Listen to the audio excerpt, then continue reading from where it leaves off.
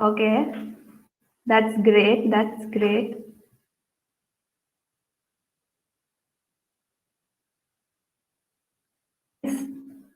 Okay.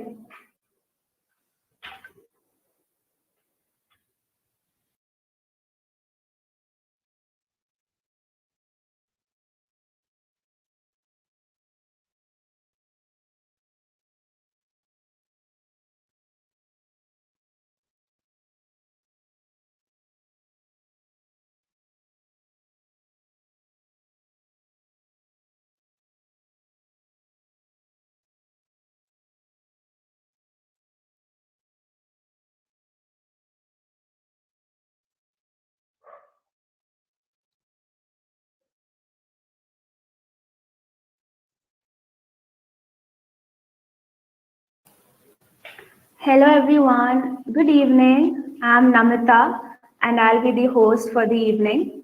So I'm really very excited to have Mr. Suryakeerthi sir with us today. He'll be I'm talking already about here. wildlife. Sir? And I'm already here. Yeah, great. Welcome, sir. Thank you. Good So, evening to everybody. guys, you can use the chat box. Welcome, sir. So he'll be talking about the wildlife conservation and human-animal conflict. Welcome, sir. He is a well-known snake rescuer and a passionate wildlife conservationist. He is the son of the celebrated snake rescuer of Mysore Snake Shyam. Surya sir has been rescuing snakes from a very young age, and now he's committed to conserve wildlife that has been threatened by urbanization. A little about us.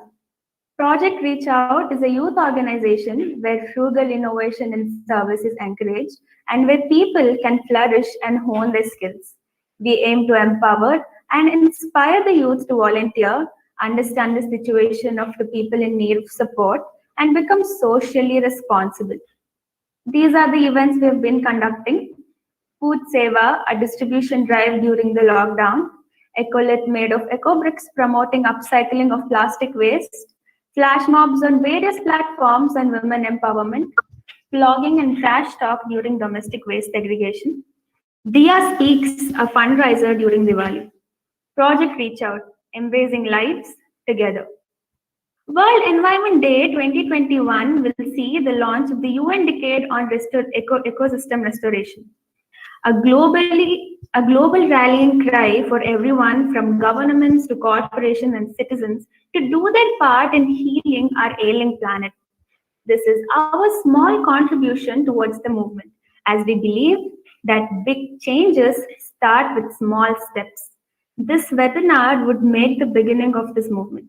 So, before Suryakeerthi sir takes over, there's something really exciting I need to tell all of you. So, sir will be throwing a challenge at all of us in the end. So, we are really excited to know what the challenge is, and I just can't wait. So, guys, please stay tuned till the end. I really don't want anybody to miss the most exciting part of the session. So, the challenge is at the end. So, guys, please stay tuned. Right. So, please use the chat box, guys. So you can put in all your questions, whatever it is, in the chat box, and then Sir can answer them later. Yeah. So, yeah, please use the chat box and ask us all the questions. So, yeah, over to Surya, sir. The stage is all yours. Yes, I hope everyone's doing well and fine.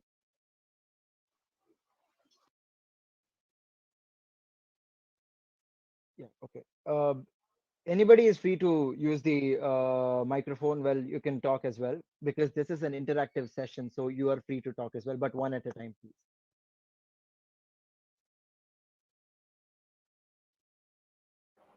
Am I Doing good, audible? sir. Yes, sir, you're audible. Doing good, sir. Okay. How are you? So I hope everyone's day went well and fine. I hope all of you are safe from COVID. And my condolences to whoever has lost their dear ones or loved ones. Well, even I have lost people from my family, from my friends, and everybody. So we'll have to stand together by, fighting this together for the cause. So, I mean, we are here on the occasion of World Environment Day. I mean, we are doing it way before because we have to implement changes on Environment Day. So that's why we are starting things a little bit early. So without wasting any more time, let's start with the presentation.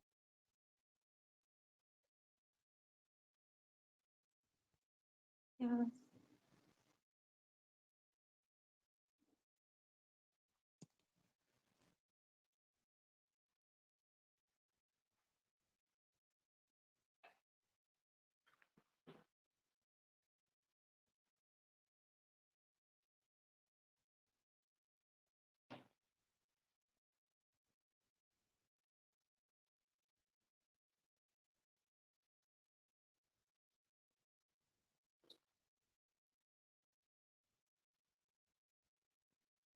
Okay.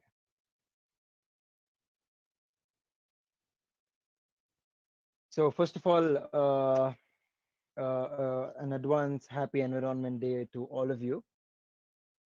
Um, well, environment plays a vital role because that is the thing which has allowed us to live on the planet.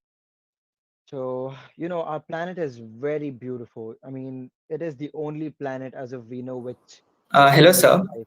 Yeah, yes, Sorry to disturb you. yeah. Yeah, so your voice is not, correctly audible. So Is it it is would it be clear great. now? Yeah, now it's fine, sir. Okay, so Thanks so yeah, much, sir. okay, yeah, no problem. So our planet is a very beautiful planet, which is the only planet in the entire universe which is known to sustain these many species of living lives. I mean, come on, with the mountains, hills, rivers, plateaus, clouds, rainfall, I mean, dense, thick forests, plants, and much more millions of species. I mean, probably we were meant to live and survive and exist on this planet for one reason. And before we happened, there were these many millions of animals, which has already created the environment for us to sustain. And probably without all these keystone species, the planet wouldn't have been the way it is right now. Because, every each and every species of animal or an insect, starting from the minute ant, has its own part to play when it comes to moving things around. Like, bees pollinate, the elephants are known as the ecosystem engineers, the tigers are known as the umbrella species or the keystone species. Even the herbivores are keeping in check with the population of herbs or plants. There are a lot of different characteristics as to one animal has, and each and every individual has its own beauty.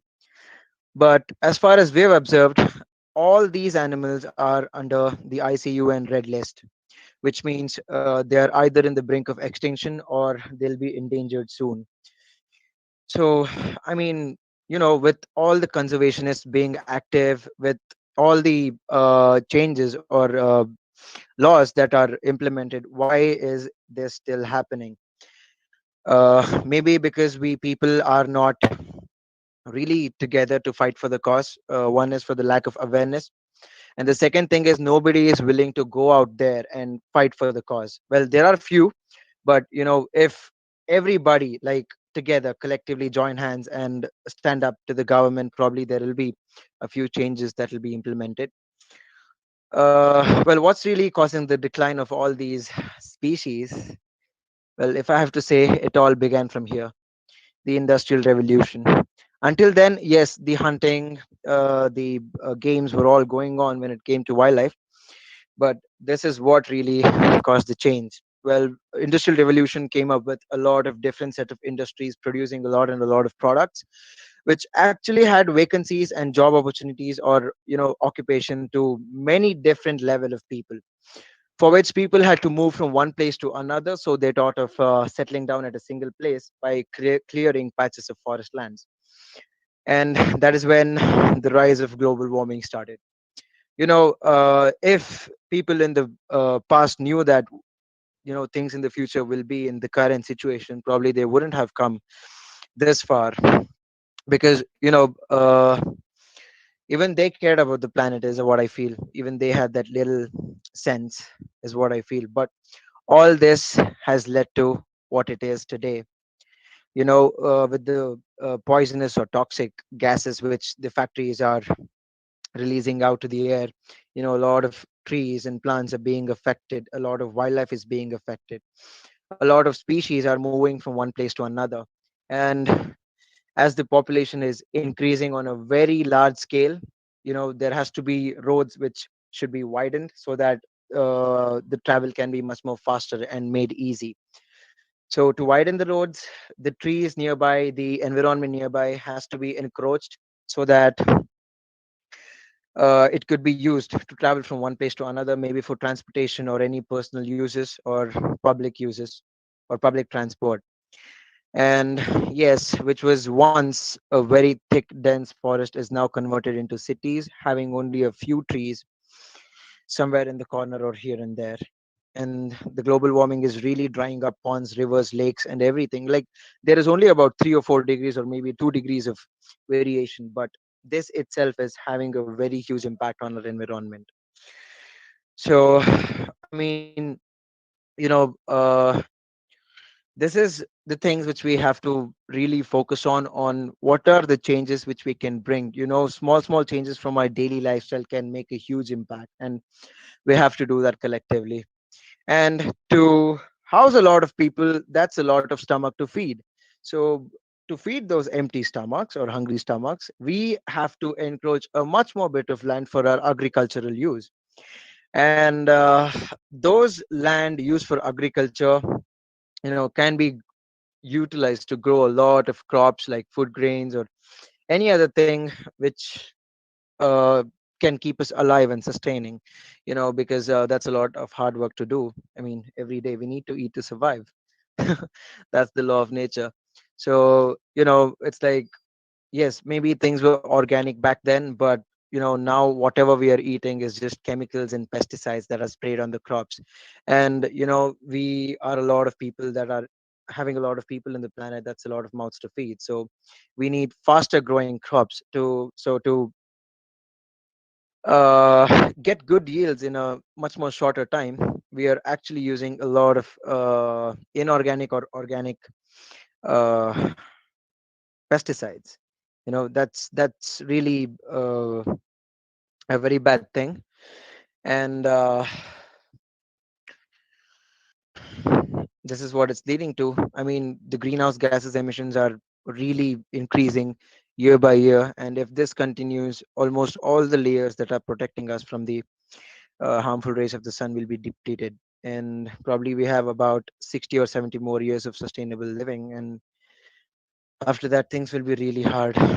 And year by year we're also losing a lot of species. And when we have to encroach and come up with agricultural lands like this, we really have to there are incidents where we have to burn the whole forest down, because cutting trees day by day, setting up tents and camps for loggers to just cut them off and take them, transport them to another single place. It is easy to, it's easy for people to just put fires and burn the forest away so that they can just clear up things and set things up like this. So that is when my friends like Harry Turner and Paul Rosalie comes into action, protecting the rainforest, which is the Amazon rainforest. On the left you can see Harry Turner holding a burnt red-tailed boa, which is also called as a boa constrictor. On the right you can see Paul Rosalie sitting on a logging truck. I mean, no matter what, people just do things according to their free will of choice, and that should be stopped. Things has to be in control. I mean, we can utilize laws as to how and how much we have to take down and what is the actual purpose of a human need or requirement. That is when we have to get the materials and get it done. Otherwise it'll be simply just wastage of natural resources which we are utilizing currently. And about 30% of what we get is actually being wasted away. And the bottom picture, you can clearly see the Amazon River, which is actually a very beautiful one. I mean, history says that a giant anaconda actually shaped the river of the Amazon rainforest. And if you take a look at it now, this is how it looks. So these are the changes that the loggers, the miners are doing. from many decades. The river you saw in the previous slide actually looks like this now. It's mainly due to deforestation to come up with agricultural lands, or probably small scale industries, or maybe illegal activities, and much more things. As far as I've heard from Paul, they actually dig deep into the forest and they release mercury so that the gold sediments is separated from whatever particle it's mixed with. I mean, we are slowly contaminating the planet, having no organic soil for the trees to sustain and depend upon. And that's truly a sad thing.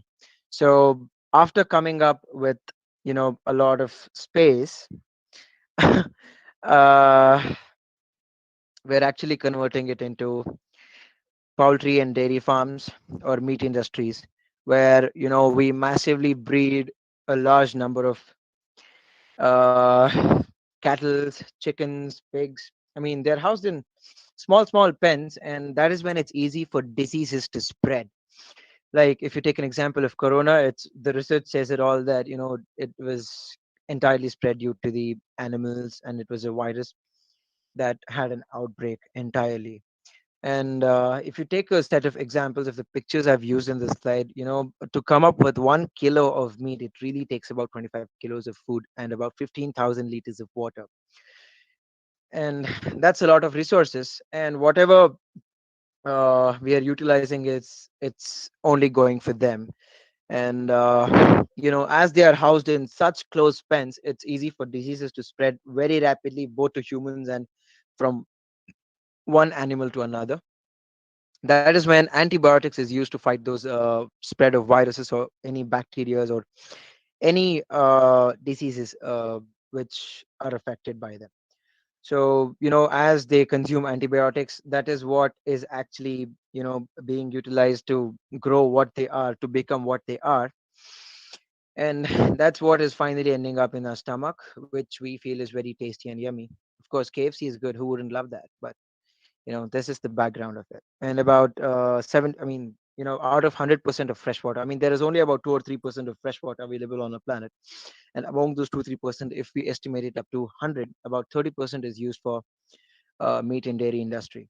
And the greenhouse gases emissions, which are actually produced by these meat industries, are actually as equivalent to all the planes, trucks, cars, bikes, or ships combined. And that is how much we are polluting the planet.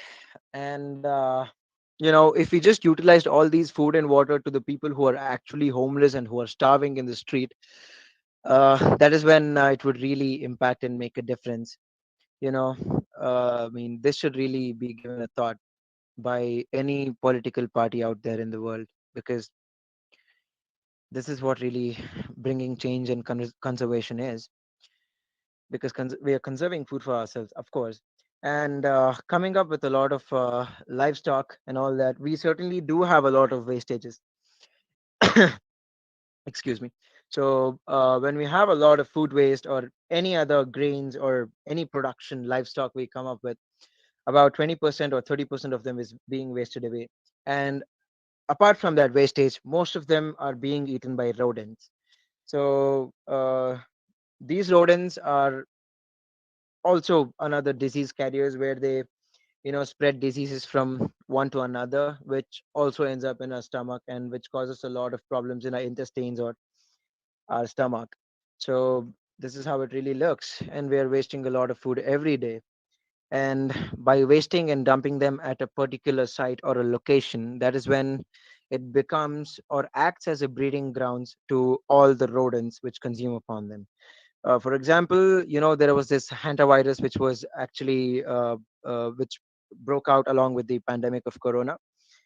I mean, it was already existing, but many people didn't know what was hantavirus. But finally, when the research said that it is actually spreading through the animal fecal and urine matter from the rodents, that is when people were aware of that. And for a city like Bangalore, the research has showed that all the samples from all the four different sites, north, east, south, and west, the water has been tested with animal fecal matter. And this is how It's affecting our organs or daily lifestyle, and by throwing all these away, it is also inviting a lot of street cattle, which mainly feed on them, along with a little bunch of plastic as well. So, and that is the exact same milk we just get from them, and which we're consuming on a regular basis. I know what you must all be thinking, like, okay, I mean, now you might all realize that, okay, this is the problems that is really happening. And there has to be a proper waste management that has to be done, like dry waste or wet waste, like degradable or biodegradable, whatever it is. That is what we should actually teach people on how to do that. And as far as I've seen people on a very large scale, I've meet up to 100 or 150 people on a regular basis. Trust me, people don't agree to whatever you say. There are still those unbelievably naive people who really don't get the point, who really don't understand. But that's why I'm here to make you understand that why all this is where all this is leading to. I might just talk for 1 hour and I might just go back, but it's really up to you whether to implement to your personal lives or not. Because you know you're gifted with this life. You've come here for a purpose, and you can't just go back without fulfilling the purpose, at least a tiny footsteps or some little help for the planet or the environment around us. So getting back to the topic, so and also, yeah, as I mentioned, rats are already destroying about 28% of the crops grown by farmers. And as we have a lot of rodent population, it's really difficult for humans or these pest control services to just go and grab each and every rodent or rat or mice to just kill them away, and or probably use gum traps or rat traps or cage traps or booby traps or anything like that to capture them. But nature has a solution for each and everything. That's why they've come up with species like this which regularly consume on rodents. Nature never really fails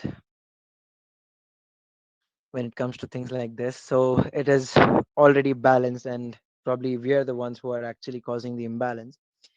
There are animals like cats, birds, snakes, the weasel, raptors, birds of prey, fox, monitor lizards, probably most of the reptiles, which generally consume on rodents.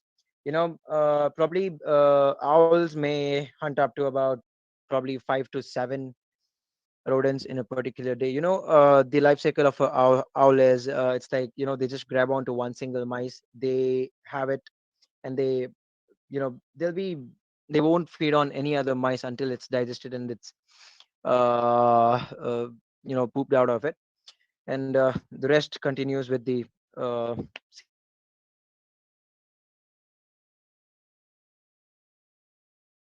And rats are truly conserving food for us, just like we're conserving their lives over here in Mysore. The snakes are conserving food for us on a global scale by consuming up to about, for an example, a rat snake itself, as an individual rat snake itself consumes about a 200 or a 250 mice in a single year, mice or rats or whatever. So just imagine how many rat snakes are out here in Mysore itself, and how much crops and food grains they're actually saving for us.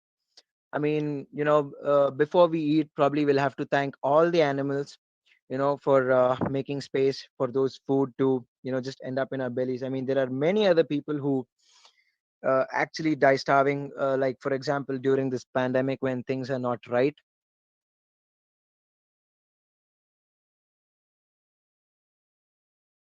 I mean, there are a lot of organizations that are setting up awareness camps and programs to really provide the food and shelter for the needy. And as I mentioned, rather than feeding those millions of animals, we can just feed the people who are hungry. And every year approximately we kill up to about 2 billion lives a year, including all chicken, cattle, pigs, sheeps, all of that. And that's a lot of killings each and every year. That's more than people who have ever lived in the past. So yeah, getting back to the topic, a single snake itself, I mean, a single rat snake itself consumes about a 200 or a 250 rats or mice in a year. And it's like they don't just consume one single mice or rat. and just stay then and there like that. They just consume up to whatever number of mice or any other prey which is possible, and that is when they take a little amount of time to digest it. Probably about 4 to 5 days, or probably it might take even more, or 10 days, or 15 days, something like that. And as we've gotten into the topic of snakes, let me give you a small introduction on snakes. So there are about 3,000 species of snakes in the world, and India itself is home to about more than 275 species, only which four of them are encountered near human habitations known as the Big Four venomous snakes of India, which is also responsible for the most number of snake bite deaths in India. I mean, every year up to 20 to 25,000 people die, and it's not because of snakes. I mean, every time the blame is not upon snakes, it's actually their mistake too. I mean, no matter how much we try to provide the awareness that is required for people, sometimes there are these unexpected incidents that take place at unusual timing. So that's why I'm speaking right over here, trying to provide as much as knowledge possible in the rest half an hour. We're left with half an hour, but we can proceed more. So, okay, so I'll start with the first snake, which is the green wine snake, which is my most favorite. I mean, one among my most favorite. So they're very beautiful. They have a horizontal pupil, and they have a pointy beak-like structure, and they have a very good eyesight. Like, they can observe small, tiny little movements, and they can just move and grab onto their prey just like that. Basically, feeding on mice, geckos, mice, rats, other snakes as well. It consumes on other snakes as well. So this particular snake is ovoviviparous, where it incubates the egg in its womb itself and lets the young one out. And it's one of the only four snakes in India which bears live young ones, counting up to 15 to 19 young ones. And when the snake feels threatened, this is how it shows its defensive mechanism, like showing physical aggression. Its interscales, they open up to be white and black mixed with a little green in color, opening its mouth wide open, showing physical aggression, trying to warn you that I'm going to bite you if you threaten me. And this is one of the most common misconceptions people have here in India and probably other places as well, saying that the snake targets you right in the eyes and they just pluck it out straight away. But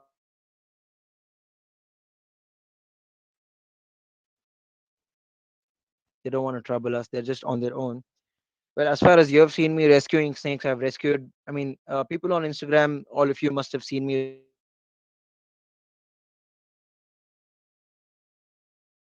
every day about 15 to 18, counting up to 25, 30 snake rescues. You know how much the man-animal conflict is going on in the city of Mysore. So I would like to share another incident where about 11 of these young juveniles were born before the release of the mother. I mean, I didn't even know that she was gravid. Gravid is a scientific term used for reptiles when it comes to like we use for mammals as pregnant. So I was happy to know and see these beautiful newborn lives. I mean, just look at them, how beautiful they are. To all of you who have these minor little or maybe more fear of snakes, uh, probably this is the time you get along with snakes, because I'm right here with you to prove to you that snakes are not dangerous or harmless at all. They are harmless, of course. So moving on to the next snake, the Indian rock python. Um, they're one of the most beautiful snakes and one of the largest species of pythons found in India, apart from the reticulated python and Burmese python. So these snakes grow up to a maximum of 15 feet in length. I don't know what's the maximum length of python recorded in India, but as far as I know, they can grow up to a maximum of 12 to 15 feet approximate. These are basically nocturnal snakes, which means they're mostly active during the night, and their behavior is hide at a particular place and they wait for something to move around. And when they see something moving, like if suppose you're walking in a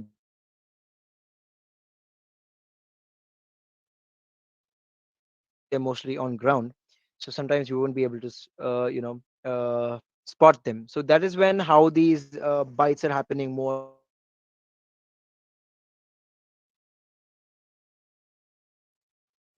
and more. Because they are most frequently spotted in farmlands, mostly because of the type of prey they consume, like rabbits, hares,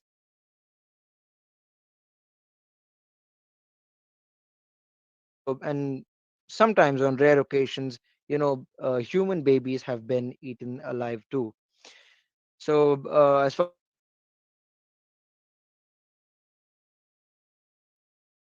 far as I know, once the snake has consumed something, it's literally a waste to kill the other life away. I mean, come on, guys, these cartoon snakes, they don't have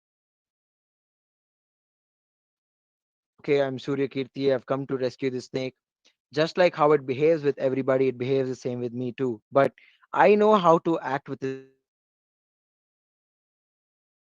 very specific way when it comes to handling a snake or rescuing a snake. Because if you don't have that particular instinct, or if you don't develop that particular instinct, that is when it will be very difficult for you to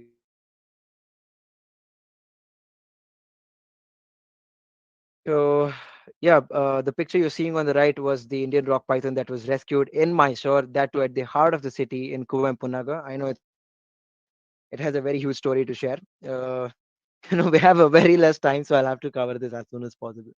So I'll tell the story later. Moving on to the big four venomous snakes of India. So, as I told you, these snakes are responsible for the most number of snake bite deaths in India. Starting with the spectacled cobra, which is also the most feared and revered snake of India. I mean, I myself have seen a lot of people getting agarbattis, mangalarti, and all that. You know, doing puja, performing, some of the rituals to the snake for 2 or 5 minutes. I mean, no hard feelings, but it's their belief as in a country like India where we have a lot of religious beliefs, animals are worshipped on a regular basis. And if you take a look at all the temples, each and every animal has been related to a specific god. Our ancestors are really very smart. They knew something like this would come up in the future, something like deforestation or loss of habitat, or extinction would definitely come in the future. So that's why they thought of relating each and every animal to the god, so that Indians believe in god like a lot. I mean, sometimes it exceeds the limit, but yeah, so that's why they related this to them, so that people will surely revere the snake and respect the snake and maintain their distance when it comes to any animal or wildlife. Moving on to the Russell's Viper, which actually, where I receive most number of calls of bites. So from past 10 days alone, I've received more than 25 snake bite calls. My video recently went viral through media and news channels on Facebook. So that is when people started taking down my numbers, and they were telling me that most of them call me to thank me to what I'm doing, and most of them call me that they were bitten by a snake about 2 or 3 days ago, about a month ago, and all that. So I actually asked them what were the symptoms they were facing and what happened, do's and don'ts, because it's really necessary to guide people about the do's and don'ts, because there are incidents and cases where people have cut their hands with blades, thinking that watching these old movies or influenced by many old people, they have actually cut their hands with a blade. They have tried to go to the tantrics, like in the name of god they put some mantras and all that. That's really wrong. Anything which can cure you when it comes to a snake bite is the anti-snake venom, which are available in hospitals. So yeah, Russell's vipers are very beautiful snakes. So I'll get back to the cobra for a second. Oh shit. So yeah, cobras have a highly neurotoxic venom, which can actually paralyze your body and your central nervous system, causing you to uh, you know uh, have difficulty in breathing, and also it can cause cardiac arrest too. I mean, like, your eyes, they start to black out. You'll have respiratory failures. Your mouth will dry up. There'll be no coordination between your tongue, like when you're speaking. Your muscles start to twitch. There'll be no coordination in walking or any other thing, because as this snake's venom focuses on your central nervous system. That is when the problems really start happening. So yeah, getting back to the viper again.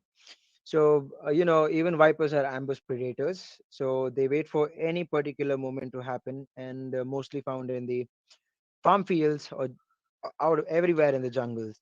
So these snakes contain a highly hemotoxic venom which can actually clot your blood, and which can cause gangrene. If the treatment takes too long, it might also cause pituitary hemorrhage and can cause you a very painful death.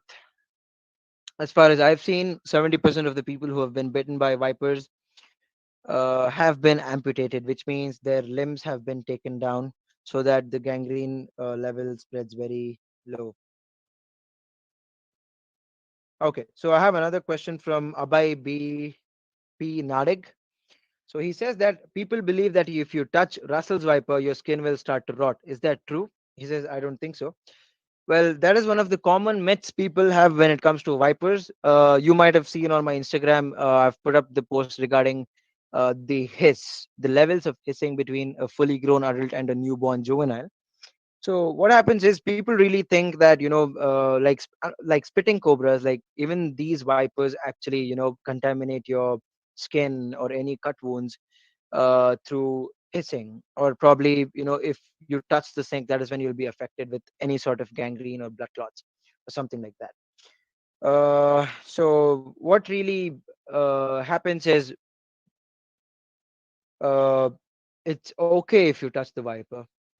It's completely fine. There'll be no signs of gangrene or anything until and unless you're bitten by the snake, until and unless its fangs have contact with your skin, which where their fangs are synced into your skin and they inject venom.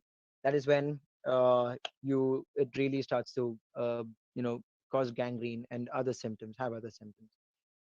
So yeah, Abhay, I hope I've cleared your doubt.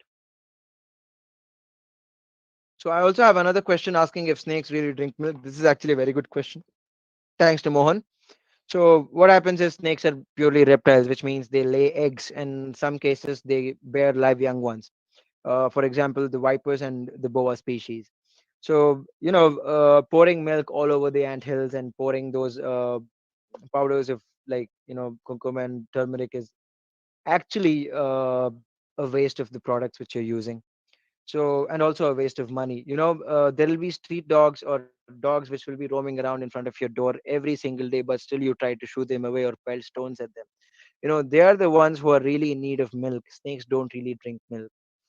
uh you might have seen many videos in India, like people pouring milk all over the snake, but that's actually not that's actually inappropriate.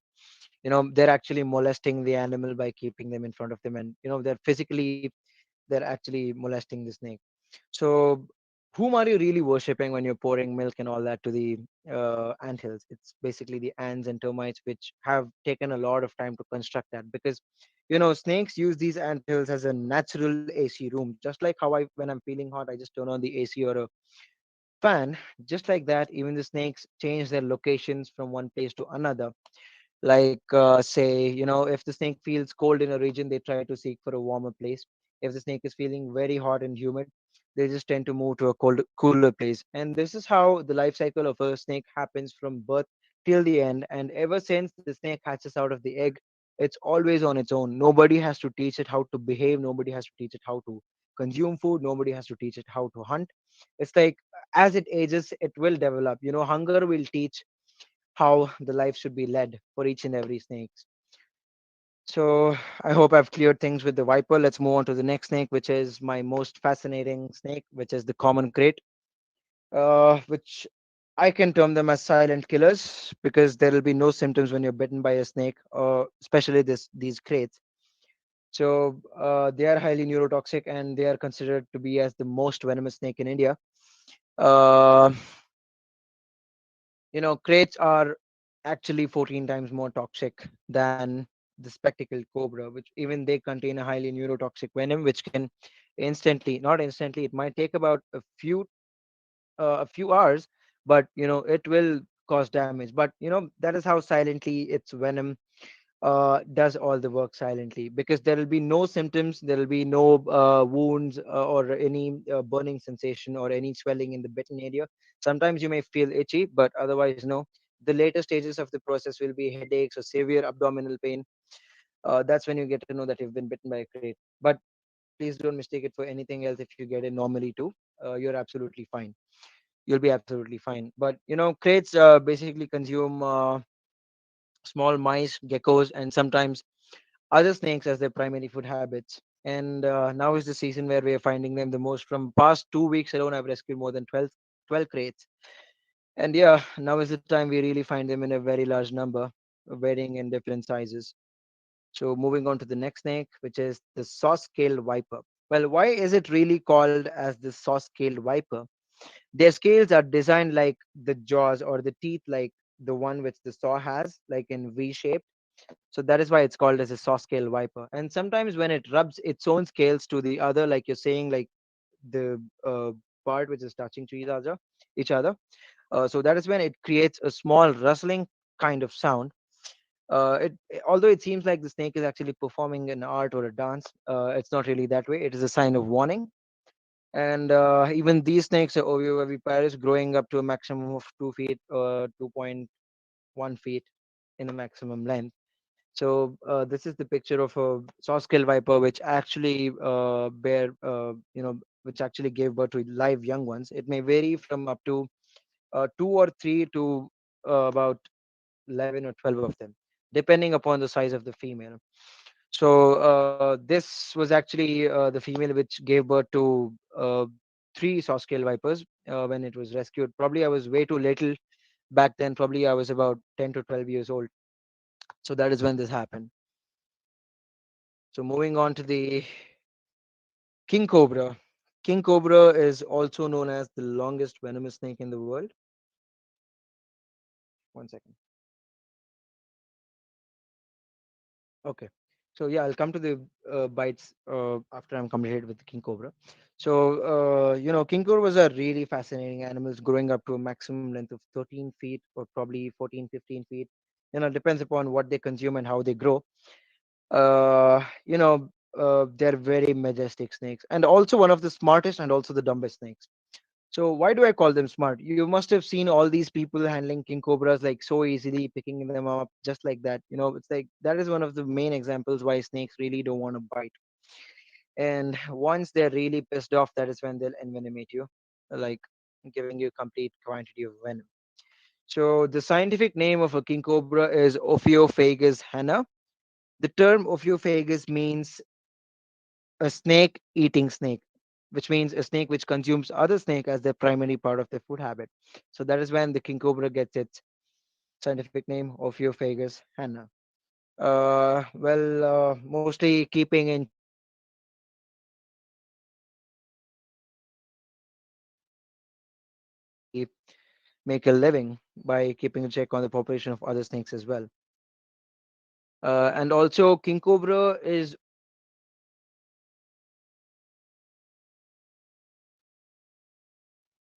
lay their eggs upon, and they guard entirely throughout the eggs hatch and the young ones come out.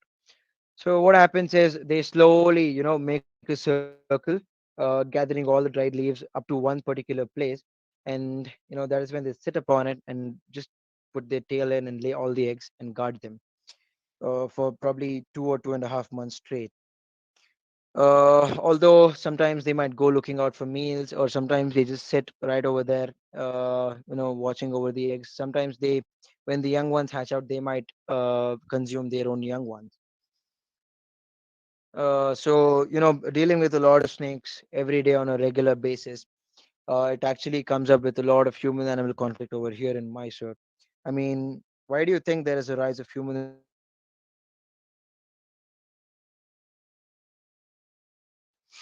over here? Thick, dense forests and much more wildlife sanctuaries like Bandipur, Nagarhole, Titimati, Kabini, Arabitittu. These are all the forest reserves that are actually surrounding Mysore. And it has thick, dense wildlife, like unlike any other place in probably in the surrounding region. So I have a question to answer. What is the difference between dry bite? I mean, what is a dry bite? So, dry bite is actually a bite where the snake actually bites you, but it doesn't envenomate you with venom injecting into your veins. So it's like saying I might just put the injection syringe into my skin, but I just take it out without injecting any serum into my body. So that's how it really works. I mean, if the snake is really pissed off, that is when it envenomates you completely. But otherwise, when you're just walking and you just step over it, that is when it'll just give you a mock bite. But if it's a viper, it's gonna envenomate you. Like 70% of the viper bites are envenomated, and 70% of the cobra bites are dry bites. Why this really happens? As I gave an example, vipers are ambush predators. They wait for movements. So once they bite their prey, they just leave it then and there, and they follow the scent or a they have a chemical communication. They have a very good functional organ called as the Jacobson's organ, where it really alerts them on what is the kind of pheromones which is surrounding them. That is why mostly you've seen snakes flicking their tongues out to sense the pheromones and to pick up the scent, and they later take it in. The Jacobson's organ identifies what kind of scent it is, whether it's a prey or a predator, temperature. All this is actually sensed by snakes through the main functional organ called as the Jacobson's organ. So yeah, coming back to dry bites. So vipers are ambush predators, like I said. So they follow the envenomated mice or rat to wherever they are, following the scent of the venom, and that's when they finally find and consume. So unlike that, they know that something is moving. That is when they bite and they envenomate you. But when it comes to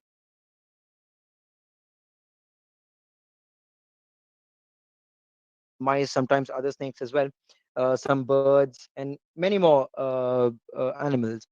So, when this thing is happening, when you accidentally step on a cobra, that is when it'll give you a mock bite, which means they just bite you and they don't envenomate because they don't want to waste the venom.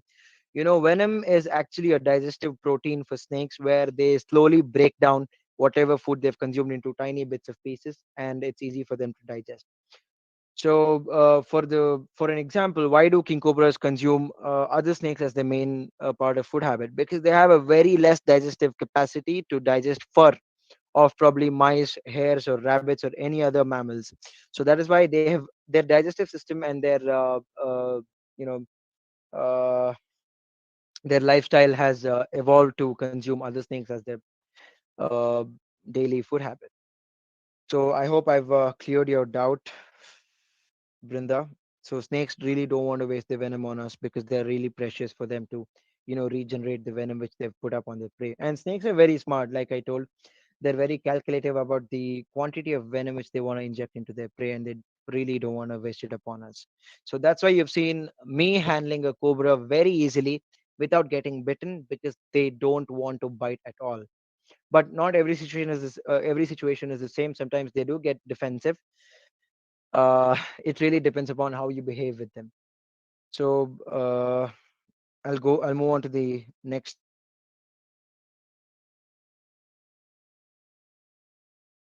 For venomous snakes, it's actually a good question, but that is practically observed. I can't just explain it over to you.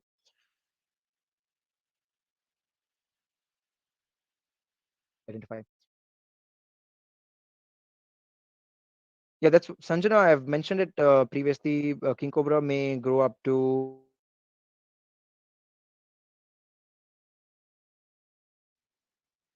maximum of 14 to 15 feet, or probably more. Somewhere between 15.5.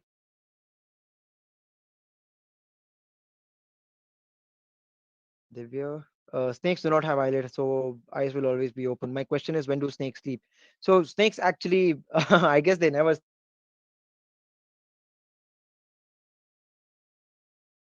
It's like they're slowly at a corner. They're just resting at a particular place, but they're always on the move because their life is at a higher risk. Having to move So when they don't have eyelets, that is when people find a lot of snakes hiding under the wooden logs, under the bricks, in many things which they don't want to disturb. Particular place or a suitable place for them to rest for a while and to move on to another location. So snakes basically live in the moment. Like if they're feeling hungry, they just go looking for food. If they're feeling hot, they go to a cooler place. If they're feeling too cold, they move to a warmer place and seeking for shelter from a safety from their predators. So, yep. Moving on to the next slide.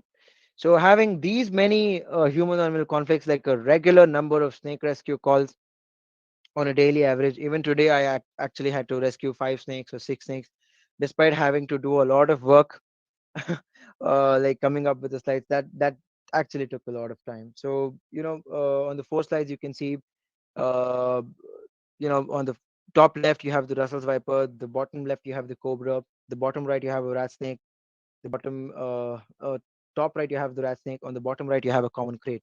So all these were rescued in a span of what, since yesterday night. So that's what has been happening. The big three venomous snakes of India are found commonly in Mysore, but soft scale vipers are pretty rare to find because they're very smaller in size, and sometimes they're not seen because they live in dry regions. So, like I show you the bitten marks on the patients, which I actually had to attend going to the hospital. So, on the left, you can clearly see a dot of 4 or 5 series, which means it's a non-venomous snake. Because I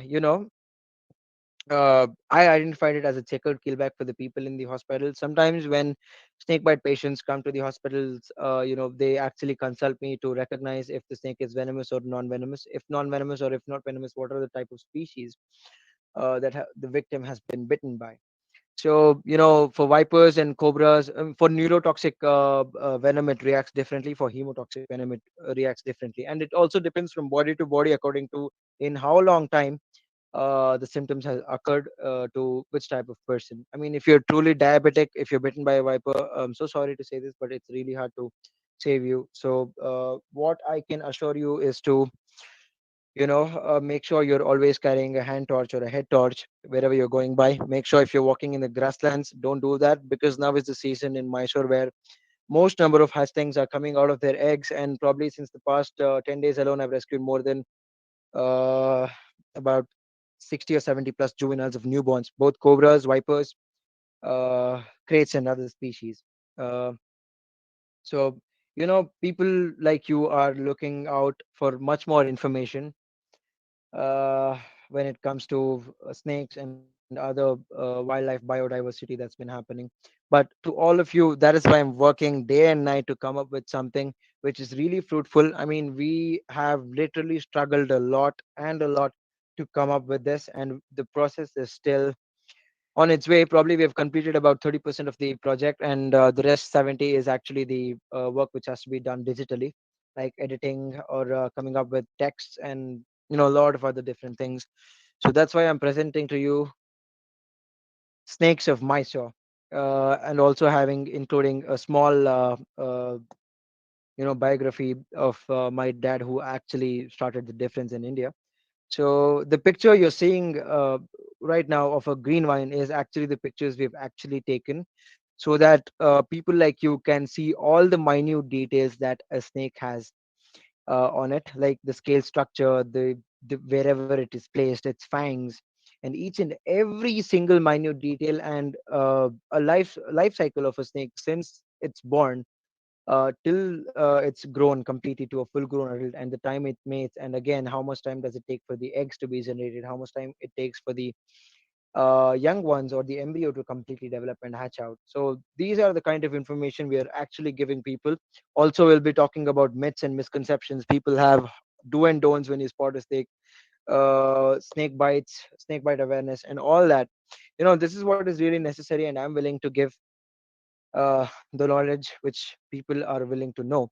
So how initially this project started. It's like, I had these newborn Russell's viper, and I just informed my dear brother and friend Pawan, and he was like, I'm coming, I'm on my way. So he came all the way from Bangalore to Mysore in just 1.5 to 2 hours. That is when we photographed vipers. The next 2 or 3 days, we rescued about another 8 to 10 species of snakes. Like, that's a lot of species in the span of 2 or 3 days, I know it, but we spent time photographing each and every individual snake. And that is when he actually wanted to come up with a biography about my dad. He had met my dad about 15 years ago, and about a year ago is what after he met. I mean, there was a 15 years of gap between the meet, and that's when he met me and he found me passionate about rescuing snakes and conserving wildlife biodiversity in the city of Mysore. And that's when he wanted to really come up with a book about my dad, the work he's been doing since 44 years effortlessly, sorry, selflessly, dedicating his own self to the cause of wildlife and mainly to save snakes. So that's when we photographed all these species, and I came up with an idea like having biography as a small part. Why don't we come up with a book called Snakes of Mysore? Because we've already covered about 10 to 12 species. How about that? And that's when we really walked on into what people need, what people don't need, like the information which is really necessary and required for people to know. And this is the history of Snakes of Mysore. This is how it started. And in two photography session itself, we have covered about 24 to 26 species of snakes, and there are still about 5 or 6 more left. We are hoping to cover that as soon as the second wave gets over and lockdown is open. Uh, Mohammed K. Hisham, since the monsoon is upcoming, what is the habitual change? Well, there will be no habitual change. Snakes are always nomadic. They move from one place to another seeking warmth or cooler places, depending upon how the day is, how sunny, bright, or cool or cloudy the day is. So, you know, uh, the change doesn't really happen from the monsoon or any other season. Yeah, majorly it does, but the more number of conflicts that has been rising is mainly due to the human animal conflicts, because we are encroaching each and every bit of land, converting it into buildings and whatnot, warehouses and poultry farms, dairy farms. We are utilizing almost every bit of land for ourselves and leaving all of them to the forest habitat. Excuse me for a second. Anything urgent? Anything urgent? Okay, I'll call you later. So yeah, where was I? Um, can anybody remind me what was I speaking about, please? I lost. I lost over there. Oh yeah, okay, got it. So yeah, loss of habitat. So that is when we are snatching each and every bit of land. We are occupying each and every you know uh, forest patch for agricultural or domestic or personal uses. Like when it comes to personal uses, it may be building houses or any other thing like that. When it comes to business, it's a lot of resorts that are actually residing in the wildlife reserves and all that. Yeah, Hisham, I hope I've cleared your doubts.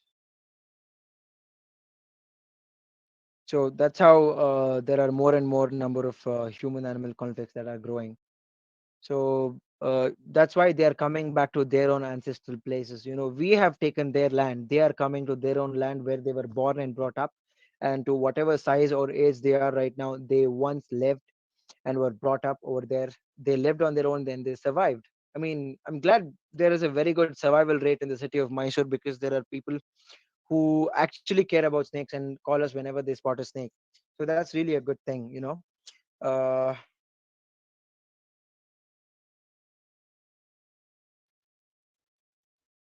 okay, guys, we'll have the questions for later. So I have one more question. When is your book releasing, Snakes of Mysore? As soon as we get our asses to work and finish up with it, and as soon as the second wave of COVID gets over. So yeah, recently all of you Mysoreans might know that about 5 leopards were spotted, and it was really a wonderful sight. The video. I mean, how good the leopards jumped, even the cubs. They were very good at their instincts. But 3 days later or 4 days later, this was their fate. I mean, the top right pictures on the top, like the two of them, that is when they were found dead.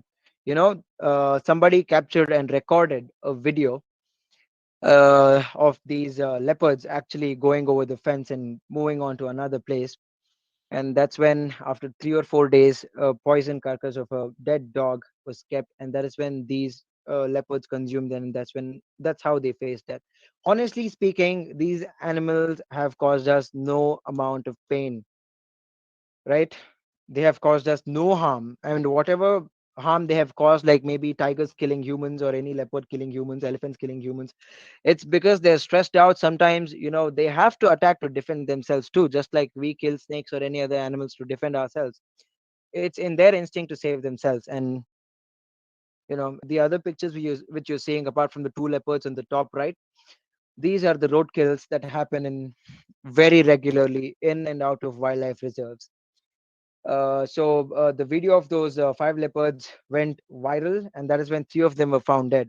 So after it became viral, according to me, the nearby villages, as soon as they got to know the news, before anything happening to their own, by their own I mean to people, before any incident or accidents happening to their own by this animal, they uh, sadly had to poison this. I mean, we didn't nobody had no clue that these leopards will be poisoned. So before sharing any such thing on social media, please think twice, because it was viral on social media. It actually, the environment had a loss, or the ecosystem had a loss of three lives, which were actually very valuable, keeping in check of the population of many other species. So that's very wrong. Please don't make this public. If at all you sight any leopards or tigers anywhere, honestly, if I have to tell you, I've been only to wildlife tiger reserves.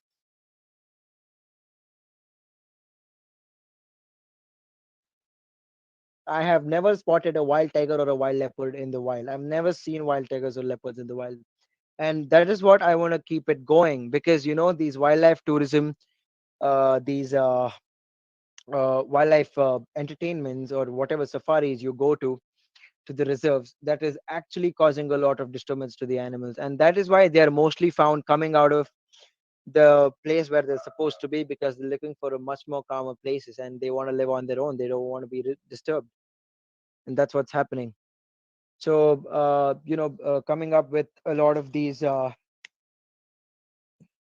topics, there are a lot of myths as well about tigers and other wild animals, where they're captured and snared for the kind of body parts they have, and those are the skins and teeth or bones of the tigers.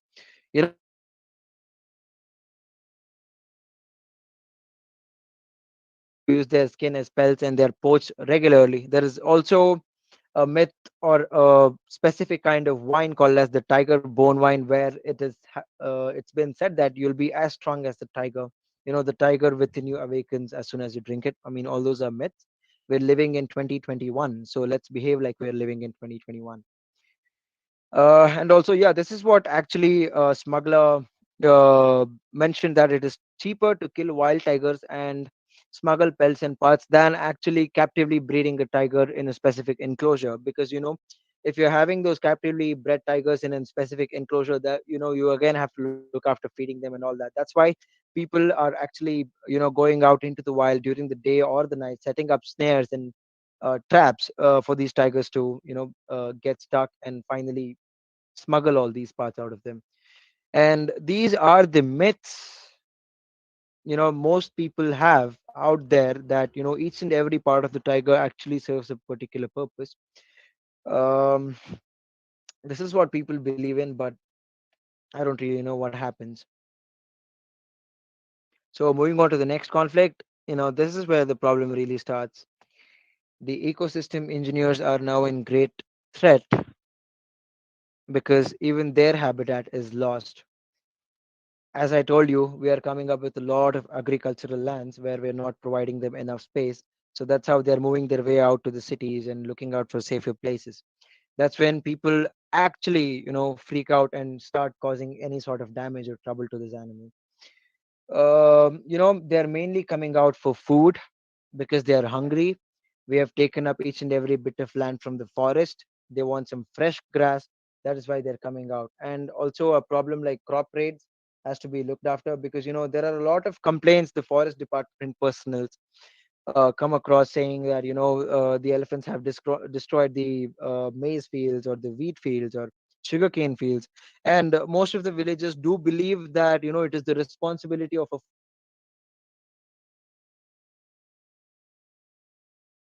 reserve. I mean, come on, guys, you have to understand that it is also an animal. Even it has freedom to move around wherever it wants to. And so let's understand that and make sure that before calling it a big issue, it is just hungry. It's that simple. Whenever you're hungry, just like how you go to the refrigerator, they're looking out for natural sources of food. That's all. And yep, the ivory poaching is another thing, a big trend in the whole wide world. And even now in Africa, poaching ivory is still legal. So most of the elephants in India were poached. I mean, there is a big history when I have if I have to talk about poaching, but let's just cut it short. And this is how the fate of the planet is going. And all these for what? I mean, all this for what? I mean, we've been making ornaments, we've been making jewelries out of these ivories, and you can also see a picture of an elephant made out of its own ivory. I mean, come on, guys, if there is any purpose the ivory has to pass through or fulfill through, it's only the elephant which needs it, not any other animal. So let's come to the marine life, which is where the life was primarily found on our planet. So, it took nearly billions of years for life from, unicellular organisms to emerge out of water and, to become land developed species, to become multicellular organisms. I mean, evolution itself was such a beautiful thing that happened to us, and now we are actually, you know, leading in or going in another different way, and that's what we should stop. You know, the coral reefs are actually playing a very vital role, and India, a country like India, is actually working more on marine life conservation, where biologists and environmentalists are actually looking out for sources or researches as to how and why they can resurrect the corals that are actually dying. Most of the waste which we produce are actually ending up in oceans, which is actually a lot of pathogens and toxic things which are ending up in oceans, which are actually affecting the sea life. So, I mean, for the record, whatever we have caused now is actually leading to this. A lot of animals are suffering, a lot of lives are in great danger, a lot of animals are in threat. We nearly dump up to billions of tons of plastic waste into the ocean, and that is how they're ending up in the oceans right now and currently floating, which can also, I mean, I'll tell you how this is causing the corals to die. I mean, as there is no natural source of sunlight entering through the water, that is how these plastics are covering it up. So no natural light means, they cannot generate or do any sort of photosynthesis, and that's how they're dying. So along with that, the large scale fishing also plays a very vital role when it comes to the mass extinction of species. So according to the studies, more than 70% of the sharks have disappeared in the oceans since 50 years. 70% of all population of sharks have disappeared in the past 50 years, and this is how we have been fishing in a very large scale. I mean, this really, puts me in shock and surprises me on how many sharks we are killing each and every year. I mean, by the time I started and by the time I'll end this webinar, probably more than 200 sharks will be killed. And that's a very sad part. As far as I mentioned, we only have to get the resources which we actually require. You know, if you actually capture about 500 or 600 sharks, only about 200 or 300 will be eaten. The rest of them will be rotting and they'll be thrown back into the ocean so that other fishes can consume. So, the challenge I was mentioning about, here is a challenge. But before that, I'll just talk about the questions.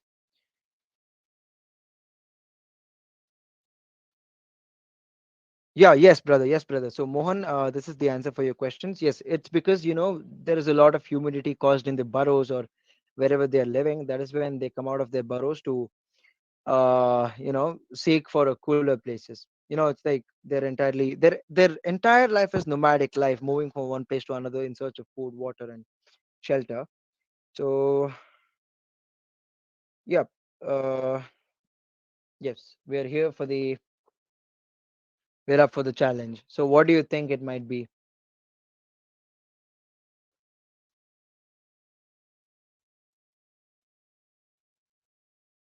Anything, but people who don't know, I'm expecting the answers. What would it be? What would the challenge be? Surya, Yes. Happy evening. Good to see you here. Good evening, There's a Pankaj. small question. Yes. What's your insight on this captive breeding of reptiles and again releasing them to the wild again? Yes, brother. See, that What is the survival rate and other things? yes, that will entirely change the behavior of snakes because for a man who has been sitting in a particular place and feeding for a long time, it is very hard for him to go out, earn, and get his own food, right? So just like that, Yeah. even the snakes, they'll be captively bred. I mean, until they die, they'll be captively, kept. So they'll take a lot of clutches of eggs from them. They'll probably sell it, or sometimes there are other snakes which consume on snakes. So that's how the sad thing is happening. But Okay. it's already everywhere. It's out. There is no place like like the snake belongs to this place because we have a lot of invasive species, and that's when when people can't handle too much population of captive bred snakes, that is when they release it out to wherever they live, and that is when the population becomes invasive, like the Burmese pythons, and if I have to take an example of these red-eared sliders in India and all of that. So probably that is why India is coming up with an initiative where they are coming up with an application as to how many number of people have how many number of exotic species, what are the number of males and females, and what is the number of quantity they have of the animal, so that all of that will be registered in an application. Suppose if you have a ball python or a reticulated python or a green tea python and I'm willing to buy it, I'll have to register in that application as to how and why, and what is the main intention behind me buying that snake, from you. So you might be a breeder and I might be the consumer. So that's when the application will keep a track on from where to where the snakes are moving, and you'll have to regularly keep updating about the snake, even if it dies or even if it escapes or something like that happens, because that might really cause a lot of changes. Excuse me for a second. Hello. Namaste ma. ಹೇಳಿ ma. ಎಲ್ಲಿ ಸೇರ್ಕೊಂಡಿದೆ? ಒಂದ್ bucket ದಬಾಕಿರಿ, ನಾನು ಬಂದೆ. ಒಂದ್ ಬಕೆಟ್ನ ಅದ್ರ ಮೇಲೆ. Okay, ಹಂಗಾದ್ರೆ ತನ್ನ ಪಾಡಿಗೆ ತಾನು ಹೊರಟೋಗುತ್ತೆ ಅನ್ಸುತ್ತೆ. ನಂಗೆ ಒಂದ್ಸರಿ ಅಪ್ಡೇಟ್ ಮಾಡಿ ಮಾ ಏನಾಗುತ್ತೆ ಅಂತ. So yeah, I'm so sorry. I already have 2 calls waiting for me. So yeah, Yeah. what's up with the challenge? Do any of you have a guess? You can put it in the chat box, guys, if you have anything. Yeah. If you're guessing anything.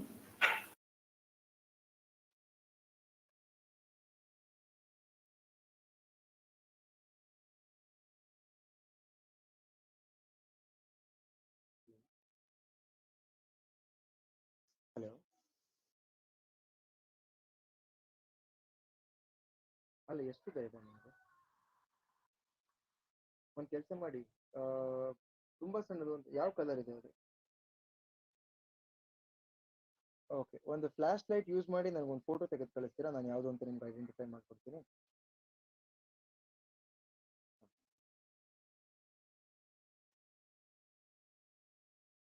Yes. Any comments, Prithvi? Brother, Yes, I'm here. any comments? Any expectations like from people? No comments. No. Okay, I probably think it's better. maybe They people want to hear it from my own Yeah, face. correct, Yeah. correct. So okay. So guys, if we mainly focus on our daily life, we use a lot of different things, and those lot of different things really pollute the environment, right? So for example, if I have to say, we are throwing a lot of waste away, like some on a daily basis, some on a monthly basis, and some until and unless it wears out, right? So all these are mainly ending up in oceans, but sometimes in landfills too, right? So that is why it's the lockdown is currently going on, and you can't do anything greater than something which you can do by sitting at home. So that's why I thought very deep, and what is the challenge that I could throw upon you, which you guys can implement on the environmental day.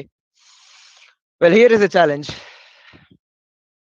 So Our main challenge is to deny plastic toothbrushes and to come up with wooden or bamboo toothbrushes. I mean, both of them clean our teeth in the same way. Suppose it's Colgate or Pepsodent or whatever company it belongs to. They both do the same work. But as far as I'm concerned, this small little step can actually save the ocean life and the environment around it, because many animals are dying due to plastic in the ocean. So, these wooden brushes are degradable. So after you use, you can just bury it in the soil, and that is when it'll just decompose. So this is my one last sincere request to all of you to start switching to bamboo toothbrushes. And I'll have to make sure that it will be available or in your hands on by June 5th. So I already have a ready stock, probably up to about 500 pieces or 300 pieces or more. And I've got mine. So I'll be sending this out to you, to people whoever are interested or whoever are willing to make changes. Right? I've already started, and I want you to start as well. This would really bring a huge impact to the environment. At least people living in Mysore, if we start from Mysore, probably this will be a very huge thing out in the world. So that people like Colgate and Pepsodent start manufacturing wooden toothbrushes than plastic ones. We'll have to take it till there. Like, denying plastic isn't just another thing. They'll keep manufacturing, and people who are willing to buy will always buy that. But, we have to convince the companies for them to change, right? And that is when where conservation comes into action. So, Can I where add a actually, suggestion? yes, Can I add a suggestion to that? yes, please. May I know who's speaking? This is Sam. Smriti. Sam. Hi, Sam. Hey, Surya. How are you? Also, single-use plastic. I think that is the bigger killer because toothbrushes, all right, we use them a lot over a period of time. I Yes, do yes. use bamboo brushes, but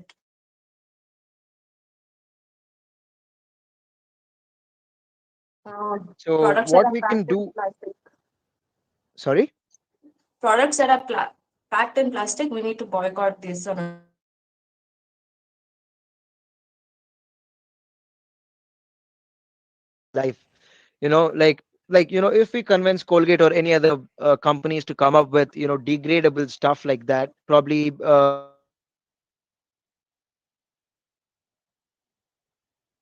Plastic is the biggest enemy. Plastic water bottles. yeah, probably. Yeah, the water bottles. I mean, yeah, I mean, that is why Project Reach Out actually came up with a very good initiative called as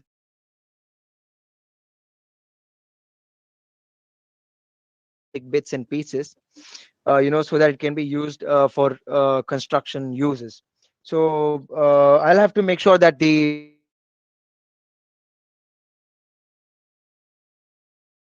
so yes, guys. So I want all of you to get this in your hand by June 5th, and it's not compulsory, but if you are responsible enough, you have to bring up with these changes. And it's not just a one time go, right? I mean, I'll keep getting you brushes, and you'll keep purchasing them from me. Okay, so that is how things will really come into action. So before moving on to the last slide, I hope this hang on for a second, please. ನಮಸ್ತೆ ಹೇಳಿ. ಯಾವ್ದ್ರೊಳಗಿದೆ? ಅದು ಹೊಟ್ಟೋಯ್ತು ಅಂತಂದ್ರೆ ಸಿಗಲ್ಲ, ತಲೆ ಕೆಡ್ಸ್ಕೊಬೇಡಿ. ಮತ್ತೆ ಏನಾರ ಕಾಣಿಸ್ತು ಅಂದ್ರೆ ಕಾಲ್ ಮಾಡಿ.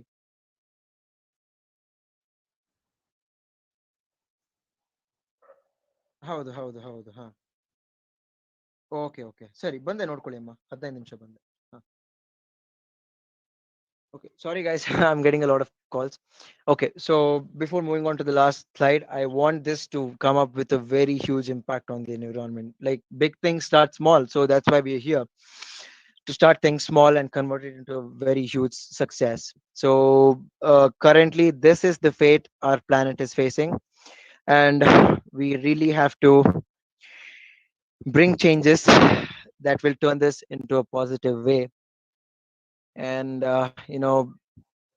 these are the kind of stuff that is happening on a regular basis, and I don't think the government is really interested to look after all these problems that the animals or the environment is facing. Maybe we people have to come up with more uh, petitions as to how and why our environment can be kept clean and sustainable for the future generations which are yet to see the planet and other life forms on our planet. So I hope that's it. Thank you so much to Project Reach Out for giving me this wonderful opportunity to speak for 1.5 hours. I mean, this was truly interactive, and I hope all of you really had something new to learn about in this educative session that happened.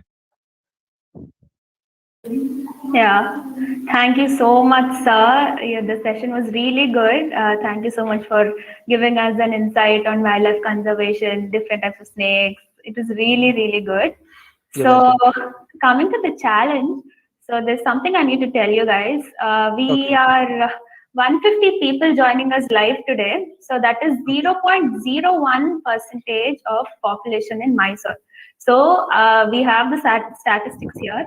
So we collectively, 150 people of Mysore collectively generate 600 kgs of plastic waste just by toothbrushes every year.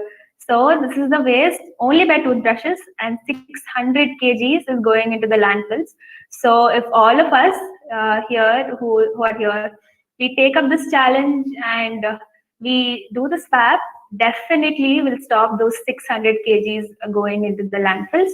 So before you do the swap, we Project Reach Out urges you to upcycle the toothbrushes before you throw them, because the whole point of this challenge is to not throw your plastic and cause an issue to the environment. So make sure you upcycle the toothbrush and then do the swap.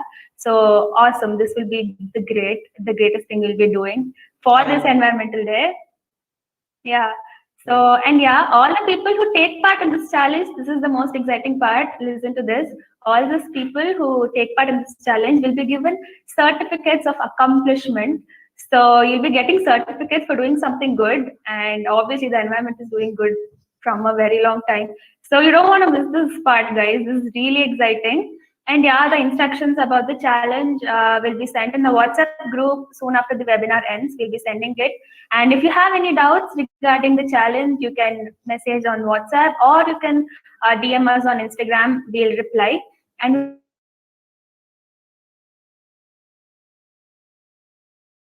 we're sure you don't want to miss the most amazing opportunity of doing your bit for the environment. This is a great challenge. Please make good use of it.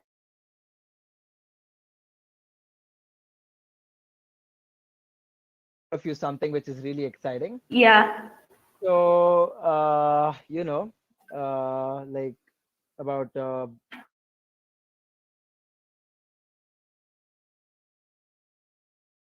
them without using an incubator. Okay. You hear it. This is how snakes Okay. are made. So this is actually a veiled chameleon.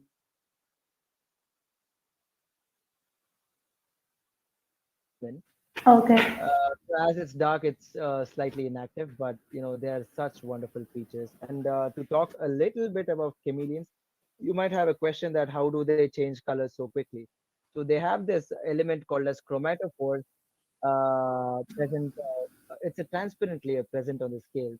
So when the light hits their body, it actually reflects the surroundings, and that is how it'll be easy for them to camouflage their surroundings. And I hope all of you like this. Yeah. Gently drop him back to wherever he belongs.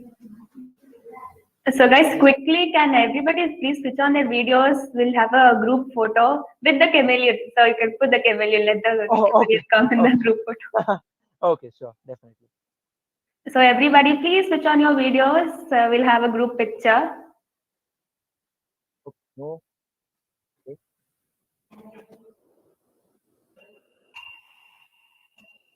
Awesome. So, Is it done? yeah, okay. We're still waiting. Like, Okay. let I mean, guys quickly. We're running out of time. Sir is very busy. He's getting many calls. I knew you Is would it do it. done?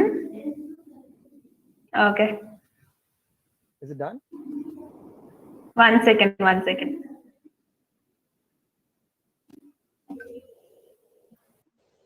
Yeah, done. Great, amazing. So yeah, so we're almost at the end. I'll ask Vasudha Acharya to give the vote of thanks. Hello everyone, I'm Vasudha and it's truly my privilege today to present the vote of thanks.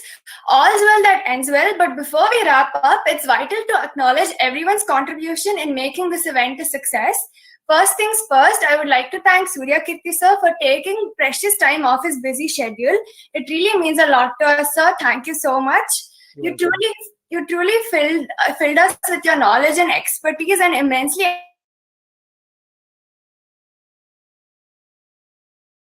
out our lives, and I'm sure each and every person here has been motivated and inspired by your words, and we can't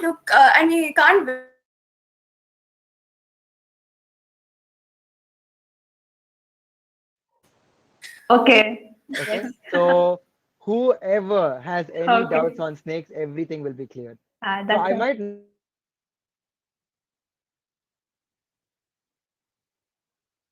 So you can personally DM me on what are the myths you have heard or you have in your mind, right?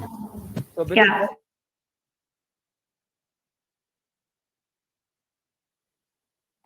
and all that will really bring a very huge impact. Hang on for a second. Yeah. ಬಂದೆ ಬರ್ತಾ ಇದ್ದೀನಿ.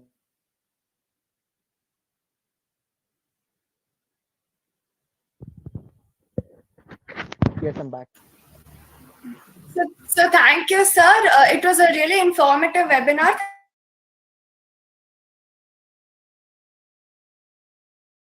Of planning and preparation. So I want to thank all the volunteers for their dedication and efforts in ensuring that the event ran smoothly. Last but not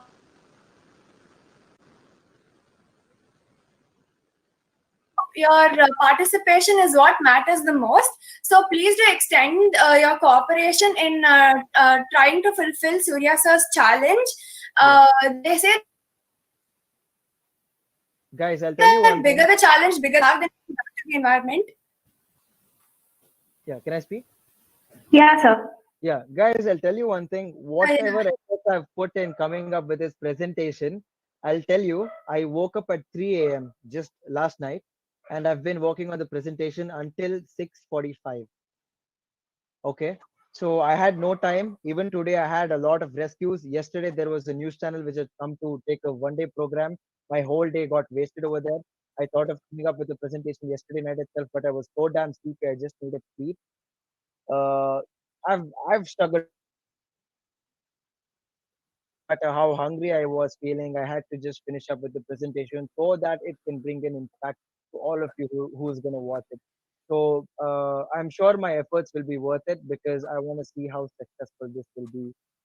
You know, there is a lot of things that are behind the scenes which I've been going through, but still, you know, I'm making a lot of time for snake rescues for all of you.